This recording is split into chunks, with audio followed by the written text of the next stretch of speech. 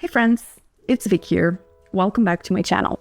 So I wanted to talk today about how to actually love yourself. Like, I'm not talking about drinking enough water. I'm not talking about exercising, sleeping well, and things like that.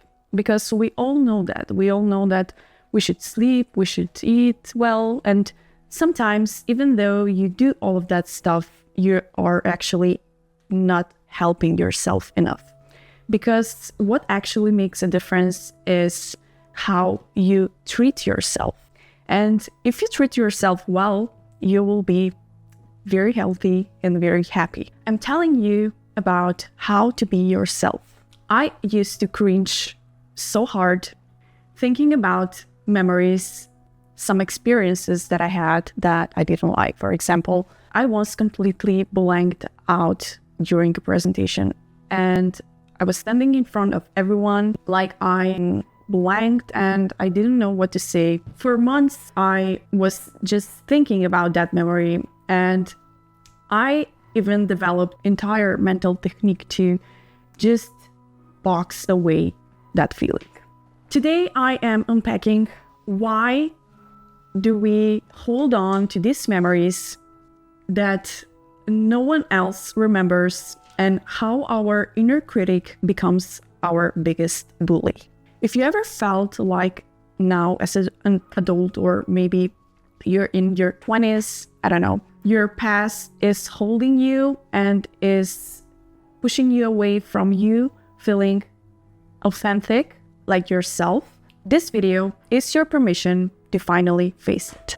And to be able to face these things, you actually need to understand them first. And in order for you to help yourself, you need to understand why this is happening. And I think that, it's also scientifically proven that we experience these negative emotions because we, in the past, lived in small tribes. And we were always alert, because if we just stay there playing cards, like, we wouldn't have food and we wouldn't survive. So this is in our DNA, like, we are wired to have these negative emotions first. And the thing about happiness also is that happiness is all about you learning how to deal with that emotions. This is why so many people are unhappy.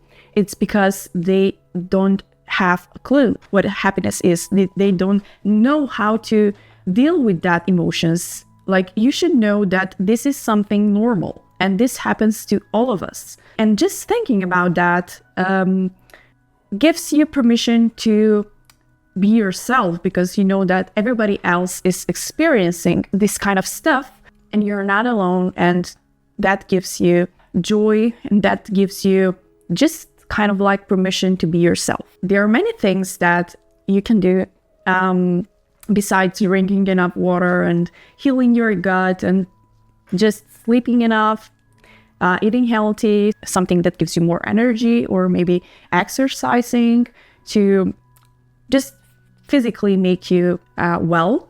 So besides that, sometimes you feel like something is missing. That physical reaction that you feel, the urge to curl up, hide, or even the sound you make, is your amygdala in action. This tiny almond-shaped structure in your brain is triggering your sympathetic nervous system, the same fight or flight response that would activate if you were in real physical danger. Think about it for a second. Your body is treating that awkward situation that you had in 10th grade the same way it would treat spotting a bear, for example, in the woods. And no wonder these feelings are so overwhelming. Like, what makes these memories stick around for so long? It's the perfect storm of personal judgment, social exposure, and personal vulnerability. So maybe you shouldn't feel bad about you feeling this way. So what does all of this mean? It means that being cringe is not your life sentence. It's your brain's outdated protection system that works a little too hard. As Brené Brown beautifully puts it, you are imperfect.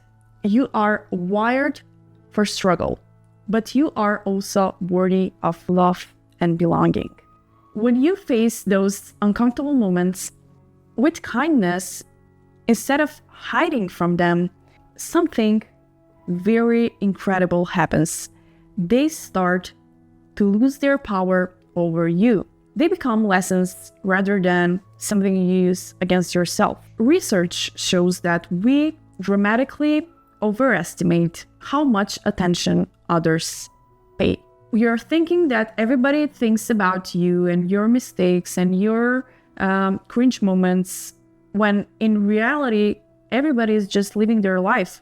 They're not thinking about your problems. They are thinking about their problems, their cringe moments, their mistakes. So next time you feel embarrassed about something, take a break, breathe, give kindness to yourself, give love to yourself. Your cringe does not define you. It just means you are beautifully, imperfectly human like the rest of us. Thank you for watching. It would be very helpful if you like this video, subscribe, because that means that you like this kind of content and I'm creating something valuable for you. And that is how I will make more content on psychology or something else. Just let me know in the comments and see you next time.